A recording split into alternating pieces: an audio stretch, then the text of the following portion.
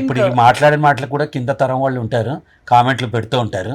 నేను ఒక్కటే చెప్తా, ఎవ్వడి గురించి లెక్క చేయకుండా నీ మనసుకి ఏదనిపిస్తే అది చెయ్యి, చేయాలి లైఫ్ లో, అంతేనా? అంతే. ఎవ్వడు కేరే చేద్దాడు. ఆ రాసినవాడు ఎవడు నాకు అన్నం పెట్టాడు, వాడికి ఏదో ఫ్రస్ట్రేషన్ ఉంటుంది ఇంట్లో, నాకు రాస్తారు అది గుండుగాడ నువ్వు చెప్తున్నావు అని రాస్తారు, రాసుకోమను, నాకేం తేడా వచ్చింది. అంటే యూట్యూబ్ ఇంటర్వ్యూస్ అనగానే ఒక రకమైన అభిప్రాయం వచ్చేసింది, కింద ఇష్టం వచ్చినట్టు కామెంట్ పెట్టడం, రిలవెంట్ గా లేకపోయినా కానీ కామెంట్స్ పెట్టడం. అంటే అది ఏమైపోయిందంటే దాదాపు ఎవరు పట్టించుకోవట్లేదని చెప్పి అవసరం లేకపోయినా ఆ పెడతారు. కామెంట్కి 100 రూపాయలని పెట్టినా ఎవరు తప్పించుకోరు. ఆ 100 మందిని వీడి చెత్త కామెంట్ అని మనలాంటి వాళ్ళు 20 మంది రిపోర్ట్ చేస్తే యూట్యూబ్ ఫేస్బుక్ వాడిని ఆపేసినా అది పట్టించుకోరు.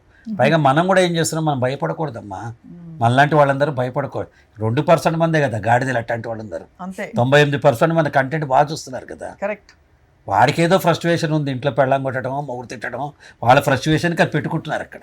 అంతే, జాలి పడాలి వాళ్ళని చూసి. బాగా ఊరికే అడ్వైజ్లు ఇస్తారు. advice. పైగా నువ్వు ఎందుకు ఇలా ఉన్నావు, ఇది చేయి అది చేయి, ఈ మాట్లాడేది కరెక్టా కాదా, అందరూ సలహాలు ఇచ్చేవాళ్ళు. నువ్వు లావయ్యవరా, నీ జుట్టుడు నీకెందుకురా, నీ జీవితమా, నా జీవితం కదా. అంతే. నేను అందుకు